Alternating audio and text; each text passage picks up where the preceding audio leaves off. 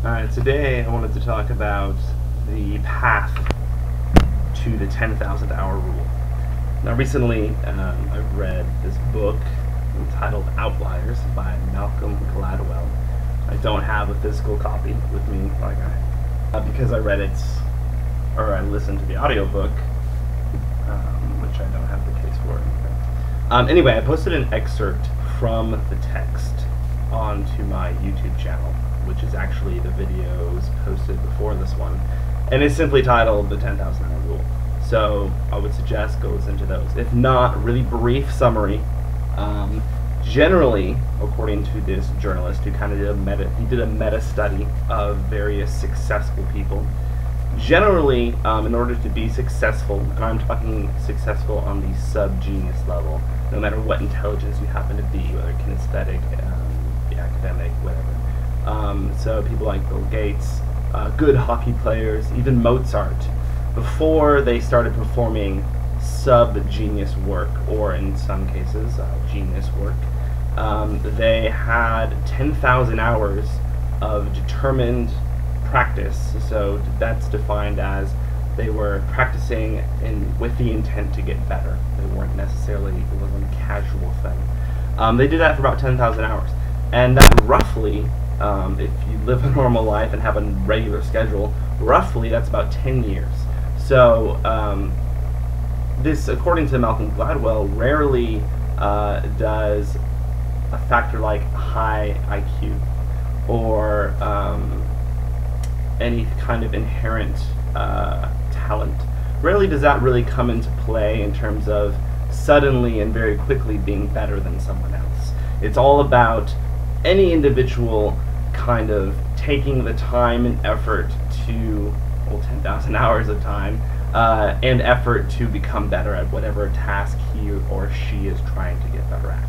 So Mozart, I think he started composing at 11 or 12, which means when he was 22, or 23, 24, whatever, that's when he started doing his best work, his best composing. That is when Mozart, as we know, kind of moved into this sub-genius and then eventually genius level. Bill Gates had 10,000 hours plus of practice with coding and whatnot. Thanks to kind of being in the right place at the right time, within the age of this kind of computer revolution where someone can actually spend that amount of time doing such a thing, but in a world where he was kind of one of the only few people actually doing this, so he became the best first. So that's kind of how people who are successful, have a lot of money, and who are generally very, very good at something, has a lot to do with when they start doing that as well. Today, if someone practices coding for 10,000 hours, they're going to be great, but they're not necessarily going to be considered genius like Bill Gates, because the success rate is going to be lower because lots of people are doing what Bill Gates was doing then now. So, but anyway, regardless, so there are exceptions like savants, or there are exceptions to this, but generally, anyone with an adequate, physiological structure can perform a task at a sub-genius level if he or she practices for 10,000 hours, which roughly is 10 years. I was bored in class the other day, and I was like, okay, well, what's one thing that I have been doing pretty consistently since I can remember? Well, that's reading. So, for example, this year, I have a goal of reading 100 books every year. That's just what I do. I've read over 500. I don't remember the exact tally. I keep it all on Goodreads.com. I've read over 500 books in my lifetime, but that's post reading like Animorphs or Goosebumps or whatever. That I never kept track of that. So far this year, I've read 6 books in January. So that's 970 pages.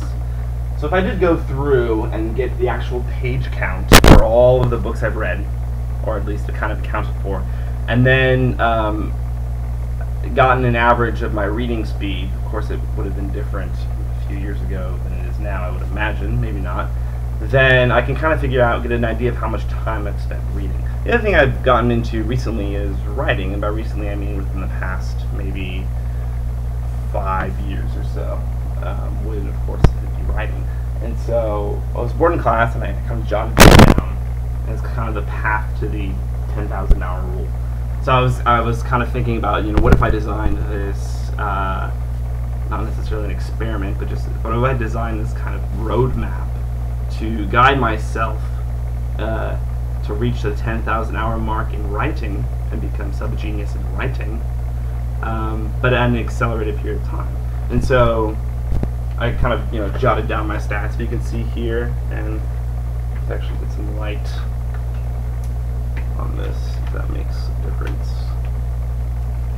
Maybe not, I don't know. Well, I can't see it because of the glare, but generally, okay, so at the top I have my stats, as my name, my age, which is 24, education, I'm a creative writing senior at the University of Houston.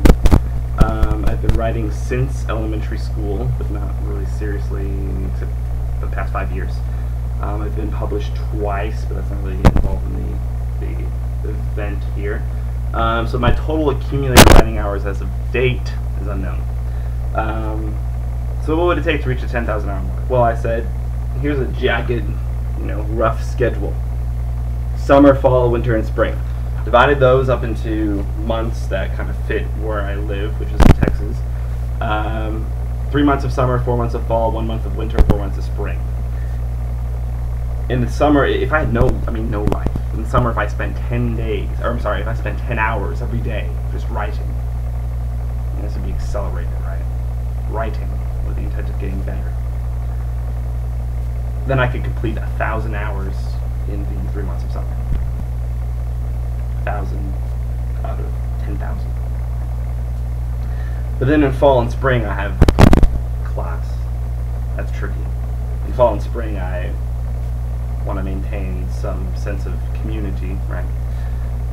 So I figured in the 4 months of fall, I'd only be able to complete 240 hours of writing versus the 1,000 hours of writing in the 3 months of summer. I think that was calculated at 2 or 3 hours a day, which is a lot. So totaling that, there's two scenarios. I think one was 2 hours a day, one was 3 hours a day. Roughly, it came to either 1,780 or 1,840. So about 1,840 hours per year. And if I somehow found a way to up that to generally 2,000 hours a year, I could reach mastery in my profession in 5 years. Or I would graduate, have no job, become a hermit, and get it done in like 2 years, which kind of ridiculous. Anyways, that's a lot. That's a lot of time. So what I thought was, well, maybe I can figure out how long I've read for, and see if I am a sub-genius reader. Maybe no, not that I can make money off of that, but certainly, that's a skill that would probably help. So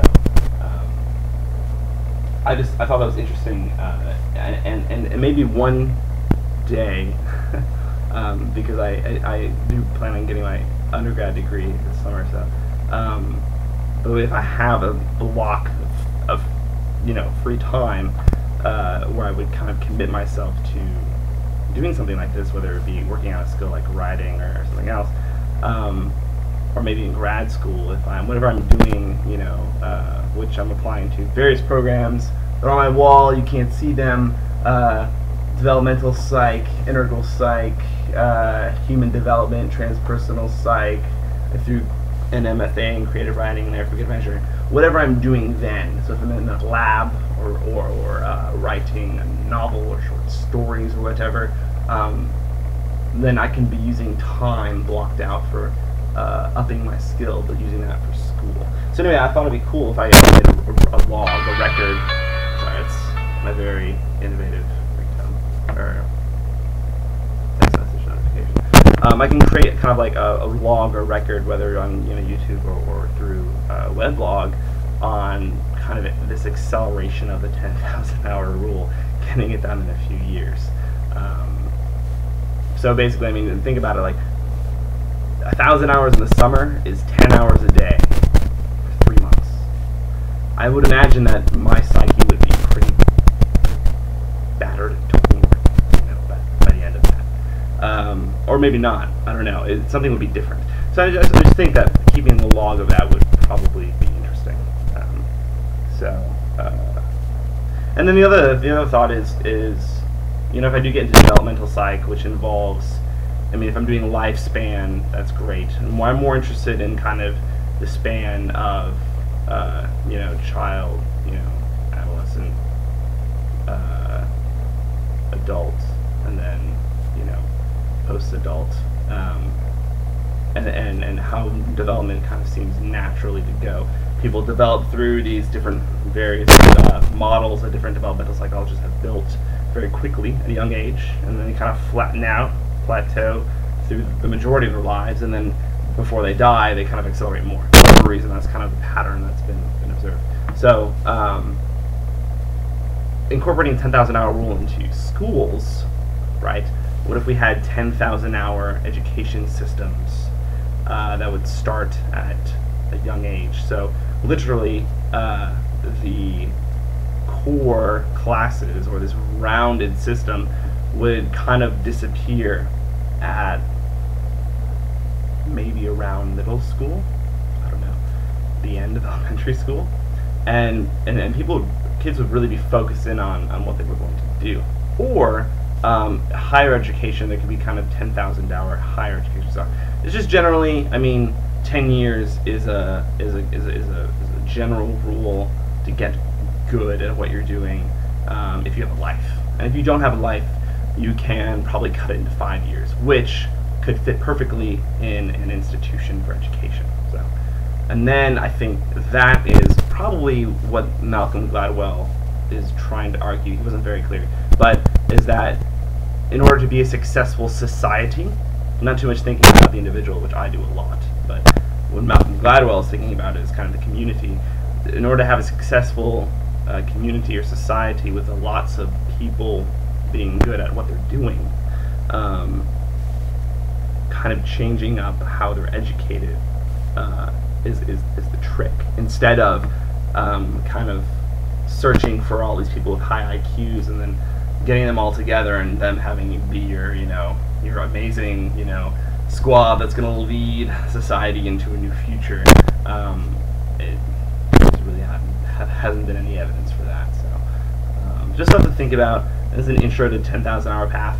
I don't know if it's something I'm going to undertake in a 5-year process or not. I don't even know what I want to do yet in terms of that. Probably once I get accepted into a grad school curriculum and I find out how much lab time I'm going to get, or how much kind of creative writing time I'm going to get, then I can start to devise and keep a log of whatever it is I'm going to be doing. But just something to think about. Again, the book Outliers, Malcolm Gladwell, fantastic stuff. I'll put a link to the excerpt on your